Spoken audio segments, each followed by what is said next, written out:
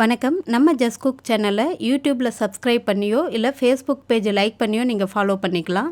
இந்த வீடியோவில் நம்ம பீட்ரூட் பிரியாணி எப்படி செய்கிறதுன்னு பார்க்க போகிறோம். அது மட்டும் இல்லாமல் ஜூன் மந்தோட கிவ் அவே வின்னர் யாருன்றது இந்த வீடியோ எண்டில் நான் அனௌன்ஸ் பண்ணுறேன்.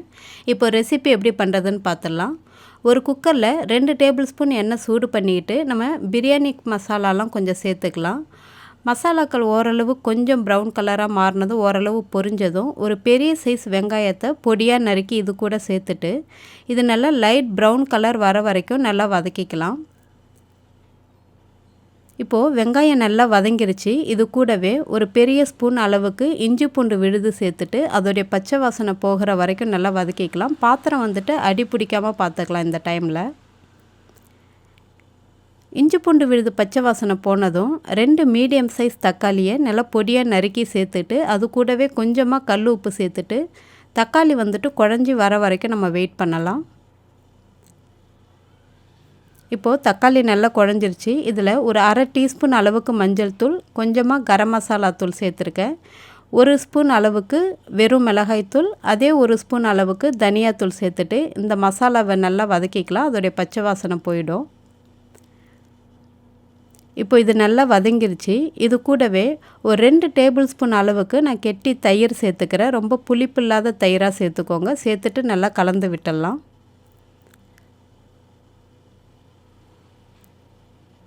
இப்போது இது நல்லா கலந்துருச்சு. இதில் நான் கொஞ்சமாக புதினா இலைகளை சேர்த்துருக்கேன். நீங்கள் கட் பண்ணி கூட சேர்த்துக்கலாம்.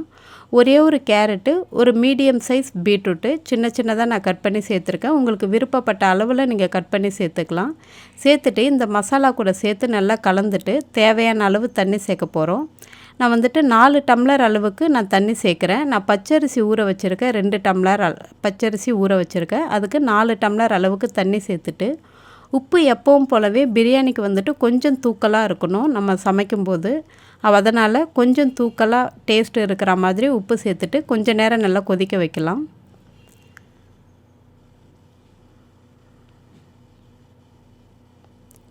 இப்போது நல்லா கொதித்து வந்துருச்சு. நான் ஊற வச்சு எடுத்து வச்சுருக்கிறேன். நான் பச்சரிசியை சேர்த்துக்கிறேன். நீங்கள் பாஸ்மதி அரிசிலையும் பண்ணலாம், இல்லை புழுங்கல் அரிசிலையும் பண்ணலாம். இதை நல்லா கலந்து விட்டுட்டு உப்புலாம் கரெக்டாக இருக்கான்னு பார்த்துக்கோங்க. அரிசி வேகிறதுக்கு முன்னாடி லைட்டாக உப்பு தூக்கலாக இருந்தால் தான் சாதம் ரெடியான பிறகு நமக்கு டேஸ்ட்டு கரெக்டாக இருக்கும். உப்பு குறைவாக இருந்துச்சுன்னு கொஞ்சமாக சேர்த்துக்கிறேன். சேர்த்துட்டு ஒரு 2 விசில் வரைக்கும் இதை வேக வச்சிடலாம்.